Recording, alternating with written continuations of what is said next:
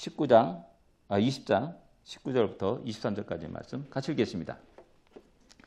이날 곧 안식 후 첫날 저녁 때에 제자들이 유대인들을 두려워하여 모인 곳에 문들을 닫았더니 예수께서 오사 가운데 서서 이르시되 너에게 평강이 있을지어다. 이 말씀을 하시고 손과 옆구리를 보이시니 제자들이 주를 보고 기뻐하더라. 예수께서 또 이르시되 너에게 평강이 있을지어다. 아버지께서 나를 보내신 것 같이 나도 너희를 보내노라. 이 말씀을 하시고 그들을 향하사 숨을 내쉬며 이르시되 성령을 받으라. 너희가 누구의 죄든지 사하면 사하질 것이요 누구의 죄든지 그대로 두면 그대로 있으리라 하시니라. 아멘. 안식 후 첫날에 주님이 하신 말씀입니다. 보통 이제 부활절 하게 되면은 무덤에서 또 죽음에서 부활하신 주님의 사건들을 이야기하고 그 부활의 교리가 왜 중요한지를 주로 설교를 하게 됩니다. 근데 오늘 저는 약간 다른 관점에서 부활하신 주님이 제자들에게 무엇을 말씀하셨는가? 제일 먼저 무엇을 말씀하셨는가? 그렇다면 그것이 어쩌면 주님이 가장 중요하게 여기는 것이라 이렇게 말할 수가 있습니다. 그리고 또 그것이 오늘날 우리에게 어떻게 적용되어야 될 것인가를 또 말씀드리고자 합니다. 오늘 네 가지 말씀이 나옵니다. 근데 이제 보니까 이게 길어요. 너무 길어요. 그래서 두 가지만 말씀드리고 다음 주에 또 두 가지를 또 전하기를 원합니다. 제일 먼저 우리 주님이 부활하시고 나서 제자들에게 너에게 평강이 있으라 라고 이렇게 말씀합니다. 19절에 이렇게 기록되고 있죠. 평강이 있으라. 그 당시 제자들이 상황을 한번 좀 돌아볼 필요가 있습니다. 일주일 전 종려주일 때 그들은 의기양양하게 예루살렘에 입성했습니다. 수많은 사람들이 호산나 다윗의 자손이요 라고 외치면서 예수님을 환영했고 예수님을 따르는 제자들을 환영했습니다. 자기의 겉옷을 펼쳐가지고 길에 내놓기도 하고요. 펼치기도 하고요. 뭐 세상 부러울 것 없이 아주 그런 의기양양한 모습으로 예루살렘에 입성했습니다. 근데 그것이 얼마 안 갔죠. 며칠 지나자마자 그 외침은 십자가에 못 박으라 라는 외침으로 완전히 돌변하게 됩니다. 그리고 그 외침에 따라서 예수님은 십자가에 못 박혀서 죽게 되십니다. 제자들이 예루살렘에 입성할 때 그때는 이제 6월절이기 때문에 다 예루살렘에 이제 향하여서 발걸음을 옮기는 것이죠. 그들은 이 6월절 예루살렘의 순례의 길을 좀 특별하게 생각했을 겁니다. 왜? 너무 많은 사람들이 환영하니까. 야, 이걸 잘 활용하게 되면은 어쩌면은 지금 로마의 압제를 벗어날 수 있는 좋은 절호의 기회다라고 생각하기도 했을 겁니다. 과거 100년 전에 BC 63년인가요? 그때 하스몬 왕가가 이제 멸망을 당합니다. 그 하스몬 왕가는 100년을 지속합니다. 마카비 형제의 반란에 의해서 극적인 독립을 쟁취하고 또 왕국을 한 10년 동안을 다스리게 되는 그런 놀라운 역사가 그들의 기억 속에 생생했을 겁니다. 어쩌면 이 제자들은 예루살렘에 입성할 때 그런 소망을 가지고 어쩌면 예루살렘에 들어갔을 것이라는 겁니다. 근데 너무나 뜻밖의 정반대의 상황을 맞이하게 됩니다. 자기들이 그렇게 따랐던 주님은 십자가에 달려 돌아가시게 되었습니다. 아무것도 변한 것이 없었습니다. 로마는 역시 강했습니다. 로마는 자기의 도전한 그 어떤 것도 용납하지 않았습니다. 반란을 일으키는 모든 자들을 전부 다 죽여버립니다. 세계 모든 나라들을 정복하고 남을 아주 강대한 모습으로 그들에게 각인되었을 겁니다. 그러나 그것보다 더 무서운 것은 뭐냐? 바로 자기 동족 유대인들이었다는 사실입니다. 그래서 19절에 유대인들을 두려워하여 모인 곳의 문을 꽉 닫았다라고 기록하고 있는 겁니다. 유대인들이 얼마나 교활한가? 유대인들이 얼마나 그렇게 180도 변할 수 있는가? 적은 로마가 아니라 바로 자기 백성이었다는 사실을 확인하고 제자들은 더 두려워했을 것이라는 사실입니다. 걱정과 두려움과 공포가 그들을 지배했습니다. 그들의 마음속에 이제 우리는 어떻게 살 것인가? 이제 무엇을 할 수 있는 것인가? 라고 생각하면서 좌절과 절망을 느끼게 되었을 겁니다. 모든 희망이 사라졌습니다. 모든 기대가 물거품이 되었습니다. 그들은 과거에 길을 걸어갈 때 누가 크냐라는 논쟁을 벌였고요. 주님의 나라에 임하실 때 우리를 왼편에 앉게 하시고 오른편에 앉게 하시옵소서라고 이렇게 부탁하기도 했습니다. 그런 모든 꿈들이 다 헛되고 헛된 것이었다는 사실입니다. 쓰디쓴 좌절과 절망을 맛보아야만 됐습니다. 이럴 때 사람들은 우왕좌왕하게 됩니다. 각자의 살 길을 찾아서 흩어지게 됩니다. 자연히 힘을 잃게 되고요. 예수님을 따랐던 모든 무리들은 흔적 없이 역사 속에 사라질 그런 상황이 되었다는 사실입니다. 어쩌면 예수님 제자들은 혁명을 꿈꿨을지도 모릅니다. 근데 실패했습니다. 실패한 혁명가의 슬픈 인생이 그들을 기다리고 있는 겁니다. 끝없는 운동과 도피의 생활이 될 수밖에 없습니다. 그래서 자기들을 알아보는 유대인들이 들어올 겁니다. 갈릴리 사람들이 더욱더 두려운 존재로 그들에게 나타날 것입니다. 바로 이럴 때 부활하신 주님이 그들을 찾아오신 겁니다. 그리고 그들에게 제일 먼저 말씀하신 것이 뭐냐? 너에게 평강이 있을지어다 라고 말씀한 겁니다. 두려워하지 말라는 것이죠. 나는 살아있다 라고 말하는 겁니다. 나는 죽은 자가 아니다. 불안하지 말라는 말입니다. 왜? 나는 살아있다. 너희들 앞에 지금 말하고 있는 존재다 라고 이렇게 이야기하고 있는 겁니다. 숨거나 도피하거나 움츠러들지 말라라고 말씀하는 겁니다. 하나님이 너희를 향한 계획이 있고 하나님이 너희를 향한 약속이 있다. 다시 그것을 기억하라. 그리고 흔들지 말라. 경고히 서라라고 이야기하는 겁니다. 왜?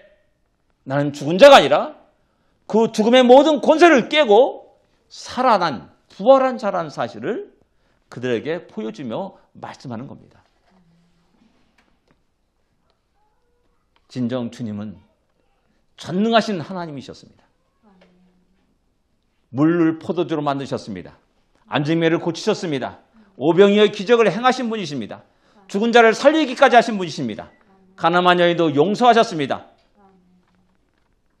온 우주 만물의 주인이신 주님, 그 주님이 부활하셔서 바로 제자들에게 나타나 말씀하시는 겁니다. 평강을 말씀하는 겁니다. 평강이 있을지어다. 이 제자들의 모습은 오늘 살아가는 우리들의 모습, 성도들의 모습, 교회의 모습과 똑같습니다.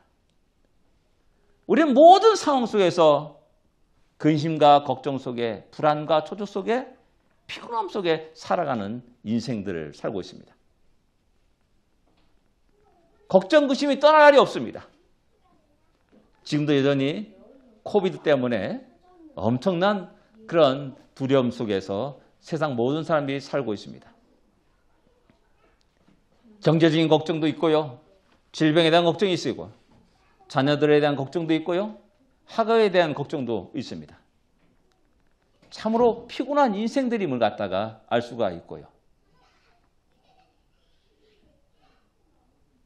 그러한 인생들이 힘없이 주저앉아가지고 내일을 걱정하면서 두려움과 걱정 속에서 소망을 잃어버리고 주저앉아 있는 그런 모습 속에서 주님은 교회를 향하여서 당신이 사랑하는 백성들을 향해서 찾아오셔서 우리에게 말씀하시는 겁니다. 너에게 평강에 있을지어다. 너에게 평강이 있을지어다. 이 주님의 말씀을 들을 수 있어야 됩니다. 과연 우리를 두렵게 하는 것이 무엇인가? 우리를 좌절시키는 것이 무엇인가? 우리를 절망에 이르게 하는 것이 무엇인가? 우리를 죽음에 이르게 하는 것이 무엇인가? 돌아봐야 됩니다.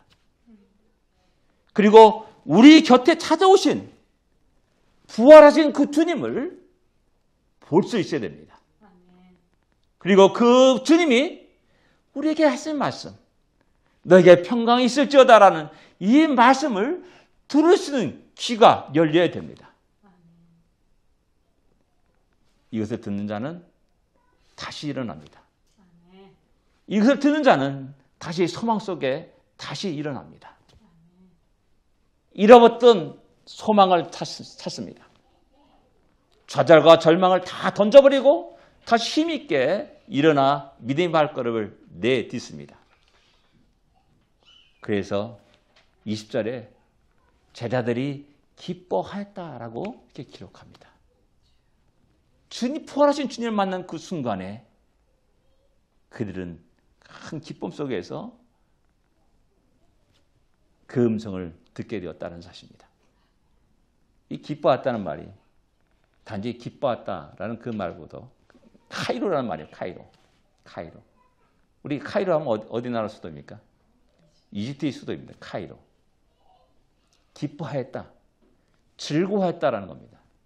기쁨과 즐거움은 같은 겁니다. 우린 기뻐했다기보다는 즐거워했다는 그 말이 약간 좀 동적인 것 같습니다.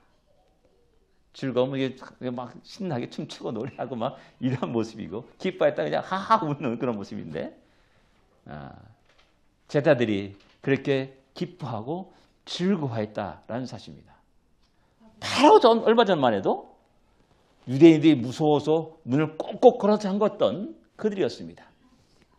부활하신 주님의 모습을 보고 그 음성을 듣는 순간부터 이제 그들은 큰 기쁨 속에서, 소망 속에서 힘있게 살 수 있었다는 사실을 우리에게 이야기합니다. 그런데 두 번째 우리가 생각할 수 있는 것은 아버지께서 나를 보내신 것 같이 나도 너희를 보내노라 라고 21절에 말씀합니다. 부활하셔서 제자들에게 하신 두 번째 말씀이 나도 너희를 보내노라 라는 말씀입니다. 성부 하나님의 목적에 따라서 성자 하나님 예수님은 이 땅에 보냄을 받았습니다. 모든 영광의 보좌를 다 버리시고 낮고 낮은 이 땅에 우리 곁에 찾아오셨습니다. 하나님의 목적을 이루기 위해서 이 땅에 찾아오신 겁니다. 그 하나님의 목적이 무엇입니까? 당신의 형상으로, 하나님의 형상으로 지음받은 우리를 구원하기 위함이었음을 성경은 이야기합니다. 하나님의 형상을 잃어버린 우리를 향해서 찾아오신 겁니다. 죄의 종이 되었던 우리를 향해서 찾아오시고 다가오셨습니다. 우리를 구원하기 위해서 그렇게 찾아오셨습니다. 이 땅에 피곤한 인생을 살아가는, 몸부림치며 살아가는, 허덕이며 살아가는, 좌절과 절망 속에 살아가는, 또한 두려움과 걱정과 근심 속에 살아가는 우리 인간을, 우리를 구원하기 위해서 이 땅에 오셨습니다. 사망의 길로 끝없이 알지 못하게 달려가는 우리를 구원하기 위해서, 우리에게 생명을 주시기 위해서 이 땅에 오셨고 우리를 찾아오셨습니다. 이를 위해 예수님은 기꺼이 십자가의 고난을 또한 죽음을 감당하셨고 또한 자신의 모든 걸 쏟아 부으셨습니다. 하나님 뜻과 목적을 온전히 흡족하게 이루셨습니다. 그리고 부활해서 제자들을 찾아왔습니다. 그리고 제자들에게 너희의 사명이 무엇인 줄 아느냐 라면서 나도 너희를 보내노라 라고 말씀합니다.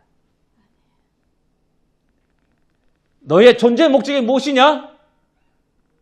하나님이 나를 이 땅에 보내신 존재의 목적과 같이 나도 너희를 보내며 너희의 존재의 목적은 동일하다라고 이야기하는 겁니다.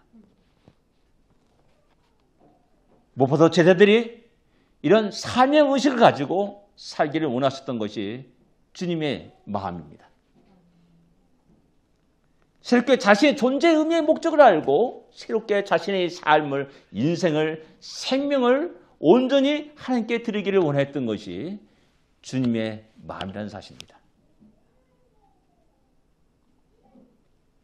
이렇게 주님은 제자들을 보내기를 원했습니다. 성부 하나님의 목적과 뜻에 맞게 똑같은 목적으로 제자들을 보내시기를 원했습니다. 그 속에서 제자들의 존재 의미가 있고 또 그들의 삶의 모든 것에 가장 중요한 것이 무엇인지를 우리에게 이야기해 주고 있는 겁니다. 우리들의 인생은 우연한 존재가 아닙니다. 하나님의 거룩한 뜻과 목적을 이루기 위한 우리들의 인생이라는 사실을 기억해야 됩니다. 이 사명을 의식을 갖고 자신의 존재의 의미를 분명히 알고 깨닫고 살아가는 것이 왜 중요합니까? 얼마 전까지 이들은 실패한 자들이었습니다. 얼마 전까지 이들은 두렵고 떨림 속에서 자신의 소망과 그냥 다 모든 걸 던져버리고 그냥 주저앉고 숨고 도피하는 삶을 살아가는 그런 존재들이었습니다. 다 모두 자신의 주님인 예수를 부인했고 또 도망하였습니다.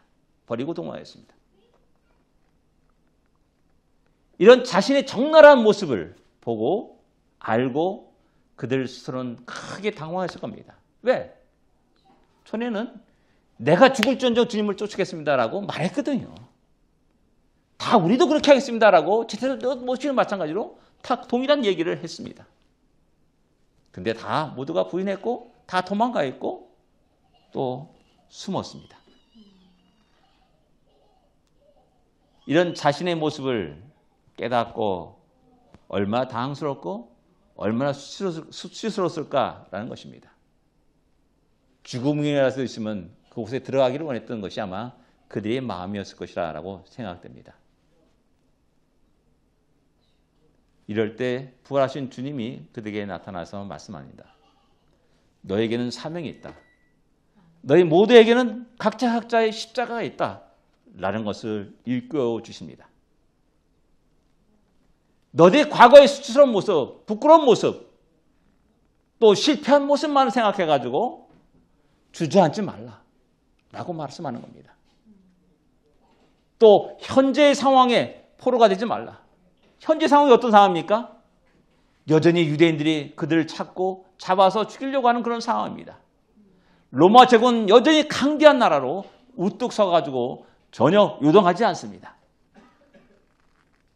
너무나 힘들고 어렵고 열악한 조건과 환경들이 존재합니다.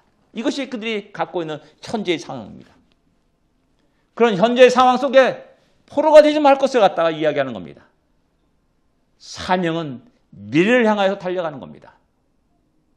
부활하신 주님이 우리 모두에게 사명이 있음을 갖다가 이야기하고 있는 겁니다.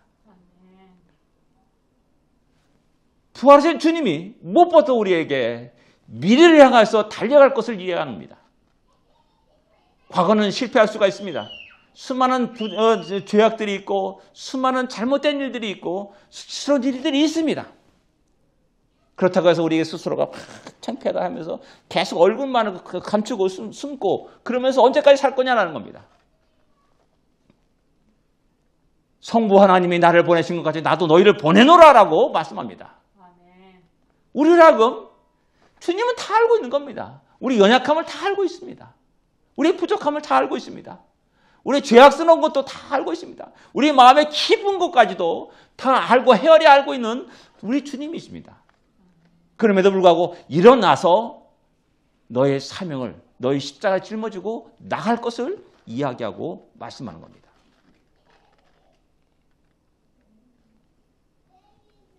이런 사명을 가진 자는 결코 우울증에 빠지지 않습니다. 이런 사명을 가지고 움직이는 사람은 그의 삶 모든 자체가 역동적일 수밖에 없습니다. 이스라엘 역사 속에 수많은 실패와 넘어짐이 있습니다.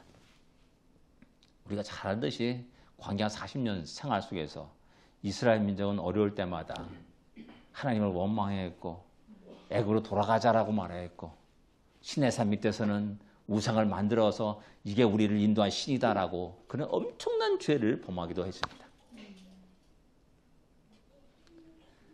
하나님은 그들이 실패할 때마다 그들에게 무엇을 말씀하냐? 너희가 그 땅에 들어가거든. 너희가 그 땅에 들어가거든. 이렇게 하라. 라고 미래를 향해서 끝없이 손짓을 했습니다. 손가락을 가르쳤습니다. 너희가 사는 곳은 이것 땅이 아니야. 저 땅이야. 가나안 땅이야. 적극거리는 땅이야. 라고 말씀하면서 끝없이 그들을 그곳으로 향하여서 발걸음을 옮기겠다라는 사실입니다. 이와 같이 주님도 부활하신 주님은 지금 실패하고 넘어지고 두려움과 걱정 속에서 위축되고 도망하고 또 숨는 제자들을 향하여서 과거에 머물지 말고 현재의 포로가 되지 말고 하나님의 사명을 이루어갈 것을 갖다가 말씀하고 있습니다. 미래를 향하여서 전진할 것을 말씀하고 있는 겁니다.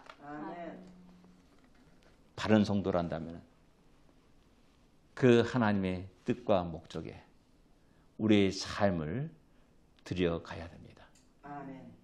내 인생 내가 살아가는 것이 아니라 내 결정을 살아가는 것이 아니라 주님께 맡겨야 됩니다. 공부하는 것, 사업하는 것, 직장 갖는 것, 비즈니스하는 모든 것들 속에서도 분명한 하나님의 뜻과 목적이 있고 우리에게 주시는 사명이 있다는 사실을 결코 잊어서는 안 됩니다. 주님은 우리를 세상에 보내십니다. 세상이 어둡다고 한탄하지 마십시오. 그 주님의 때에도 여전히 로마 제국은 세상을 지배하고 있었습니다. 돈이 없다고 탄식하지 마십시오. 제자들은 돈을 많이 가지고 세상을 뒤엎어놓은 것이 결코 아니었습니다. 내게 지식이 없다고 한탄하지 마십시오. 제자들은 결코 고등학교도 나온 사람들이 아니었습니다. 대학교도 나온 사람들이 아니었습니다. 오직 하나, 예수 그분만을 알고 있었고 그분을 위해 자기의 모든 삶을 들여갔습니다. 주님은 우리를 내가 너희를 보내노라 라고 말씀합니다. 주님은 우리에게 너는 세상의 소금이다. 너는 세상의 빛이라고 말씀합니다.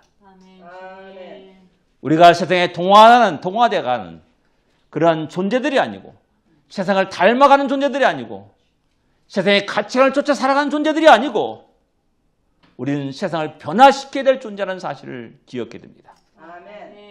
세상의 가치관이 판치는 이 세속에서 하나님이 나에게 말씀하시는 것을 부여잡고 나에게 주어진 사명을 인식하면서 나에게 주어진 그 십자가를 짊어지고 오늘도 내일도 묵묵히 주님을 따라가는 자들이 되어야 됩니다. 죄악을 이기고 승리하십시오. 길 잃을 여는 영혼들을 구원하십시오. 죽음을 향해 달려가는 불쌍한 영혼들을 그들에게 손을 내뻗어서 그들을 구원의 길로 인도하는 우리가 되어야 됩니다. 아멘. 맛을 잃은 이 세상 속에서 진정한 맛을 내는 소금을 역할을 감당할 수 있는 우리와 우리 교회가 되어야 됩니다. 기도하겠습니다.